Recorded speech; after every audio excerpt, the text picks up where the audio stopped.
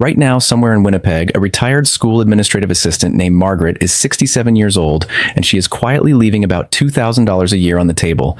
Not because she did anything wrong, because she never applied for a payment she is fully entitled to, and no one at any government office called to remind her. 2 provinces over in Moncton, a retired millwright named Walter kept paying into a program for 2 extra years after he no longer needed to, simply because nobody explained he had a choice. Small mistakes, real money, and they happen to good, careful people every single day. By the end of this video, you will know 5 specific ways your Canada pension plan, your old age security, and your guaranteed income supplement can put more money in your pocket or protect the money you already receive. I'll give you the exact $26 figures, I'll tell you who each one helps most, and I'll tell you the one phone call or form that actually makes it happen. I am a retired financial advisor. I spent my career helping Canadians plan their retirement income, and I'm not selling you anything today. Let's go through it properly. First, a bit of housekeeping on the terms because I promise to explain everything the first time it comes up. CPP is the Canada Pension Plan, the monthly pension you built up through your working years by contributing from your paycheck. OAS is Old Age Security, a separate monthly pension paid to almost all Canadians 65 and over, based on how long you've lived in Canada, not on your work history. GIS is the Guaranteed Income Supplement, a top-up paid on top of OAS to lower-income seniors, and it is not taxable. CRA is the Canada Revenue Agency, who handles your taxes. Service Canada is the department that actually runs CPP, OAS, and GIS, and my Service Canada account is the online portal where you can check your own numbers. And clawback is the word everyone uses for the OAS recovery tax, where the government takes back some or all of your OAS if your income rises above a certain line. Keep those 5 words in your head because we're going to use every one of them. Number 1, and this is the one that catches the most people out. Your GIS may not be turned on even though you qualify. Here is the part almost nobody realizes. OAS is largely automatic once you turn 65. GIS is not always automatic, especially if you did not apply for OAS right at 65. If your income changed after you retired, or if you simply never filed the application because nobody told you a form existed. For 2026, a single senior with net income under roughly $22,500 can receive up to $1,109.85 a month in GIS. That is over $13,000 a year, tax-free, sitting behind one application. But here's what most people miss. GIS is reassessed every single year based on your tax return, which means if you don't file your taxes, Service Canada has no way to know you still qualify, and your payment can simply stop. Margaret, the woman in Winnipeg I mentioned earlier, had her income drop after her husband passed away. Her own income alone now qualifies her for a partial GIS payment she never applied for because she assumed GIS was something you either had or didn't, set once and forgotten. It isn't. The move here is simple. File your taxes every year without fail, even if you owe nothing, and if your income has dropped in the last 2 years, call Service Canada and ask directly, based on my current income, do I qualify for GIS? That one sentence is worth asking out loud. Number 2, your CPP contributions after 65 if you're still working. This is Walter's story. If you're between 65 and 70, still working, and already collecting your CPP retirement pension, you and your employer are still having CPP taken off your pay unless you tell them to stop. You do have a choice here. There's a form called CPT3, Election to Stop Contributing to the Canada Pension Plan. You fill it out, give a copy to your employer, and send the original to the CRA. But here's the twist, and it's why I want you to think before you act rather than rush to the form. Every dollar you keep contributing between 65 and 70 earns you something called the post-retirement benefit, a small permanent addition to your CPP for life.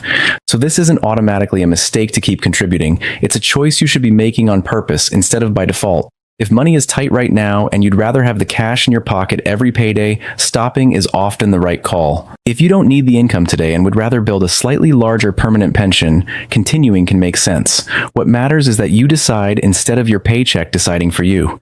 And remember, at 70, contributions stop automatically no matter what you choose, so this window only exists between 65 and 70. Number 3, and this is one that surprises a lot of people who assume it only applies to the wealthy, the OAS clawback, and how ordinary income can trigger it without you realizing. For the period covering your OAS payments right now, the recovery tax threshold is based on your 2026 net income, and it sits at $93,454. Above that line, the government claws back 15 cents of OAS for every additional dollar of income, and your OAS disappears completely somewhere around $152,062 for those 65 to 74. Now here's what catches people who don't consider themselves wealthy at all. Your net income for this calculation includes CPP, RRIF withdrawals, pension income, and even the OAS payment itself. A retired couple with a combined workplace pension, some RRIF withdrawals, and full CPP and OAS can cross that line more easily than they'd expect, especially in the years right after they first start drawing down retirement savings. The move that protects you here is pension income splitting, which brings me to number 4. Number 4, pension income splitting between spouses, because this single move can lower your household tax bill and protect your OAS at the same time. If you're in a couple where one of you has significantly more eligible pension income than the other, you can elect to move up to half of that income onto the lower income spouse's tax return. It doesn't move any actual money between your bank accounts, it just changes how the income is reported for tax purposes. Done properly, it can pull the higher income spouse's net income down, sometimes enough to reduce or avoid the OAS clawback we just talked about, and it can also unlock the pension income amount, a federal credit worth up to $2,000 on eligible pension income like a company pension or RRIF withdrawals. CPP and OAS themselves don't count toward that particular credit, which trips people up constantly, so don't assume you automatically get it just because you're collecting CPP. This is the kind of thing that gets missed because each spouse tends to think of their own return as separate. The move is to ask by name the next time your taxes are done, should we be splitting pension income this year? Number 5, and I want to slow down here because this is the one people get most excited about and the one most likely to be misunderstood. Deferring your OAS past 65. You can delay starting OAS for up to 5 years until age 70, and for every month you wait, your payment increases by 0.6%. Wait the full 5 years and your OAS is 36% higher for the rest of your life. On the current maximum of roughly $752 a month at 65, that works out to over $1,000 a month if you delay all the way to 70. That sounds like an obvious win, and for the right person, it genuinely is. But here's what almost never gets said clearly. Deferral only helps you if you live long enough to make up for the years you didn't collect anything at all, and if you don't need that income between 65 and 70 to cover your day-to-day living. It tends to make the most sense for someone in good health, still working, with other income sources to lean on in the meantime, because deferring while you're also drawing a salary can help you avoid the clawback in your early 60s and collect a larger, protected payment later. It tends to make less sense for someone in poorer health or someone who needs that income now to pay the bills. There is no universal right answer here. It genuinely depends on your health, your other income, and how comfortable you are waiting. Before you decide anything, it's worth using the retirement income calculator through your My Service Canada account or sitting down with someone who can look at your full picture, not just this one number in isolation. So let's bring it together. 5 moves. Check whether your GIS is actually turned on, especially if your income has changed. Decide on purpose whether to keep contributing to CPP if you're working past 65. Understand where the OAS clawback threshold sits relative to your own income. Consider pension income splitting with your spouse. And think carefully, not just excitedly, about whether deferring OAS to 70 fits your health and your cash flow. If I want you to remember one single thing from this whole video, it's this. None of these 5 things happens automatically because you had a birthday. Every one of them requires you to file a form, make a call, or ask a specific question by name. Margaret's GIS didn't start itself.